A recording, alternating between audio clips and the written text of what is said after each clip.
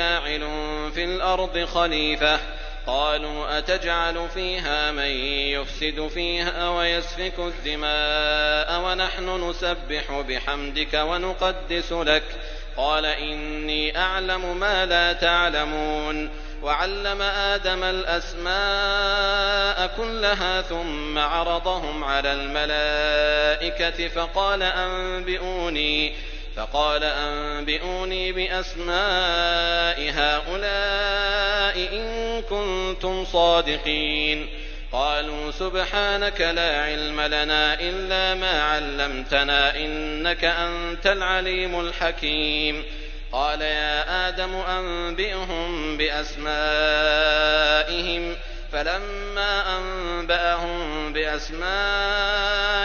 قال ألم أقل لكم إني أعلم غيب السماوات والأرض وأعلم ما تبدون وما كنتم تكتمون وإذ قلنا للملائكة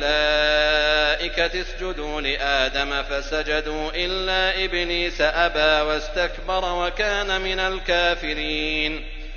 وقلنا يا آدم اسكن أنت وزوجك الجنة وكلا منها رغدا حيث شئتما ولا تقربا هذه الشجرة فتكونا من الظالمين فأزلهما الشيطان عنها فأخرجهما مما كانا فيه وقلنا اهبطوا بعضكم لبعض عدو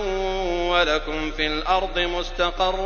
ومتاع إلى حين فتلقى آدم من ربه كلمات فتاب عليه إنه هو التواب الرحيم قلنا اهبطوا منها جميعا فإما يأتينكم مني هدى فمن تبع هداي فلا خوف عليهم ولا هم يحزنون والذين كفروا وكذبوا بآياتنا أولئك أصحاب النار هم فيها خالدون.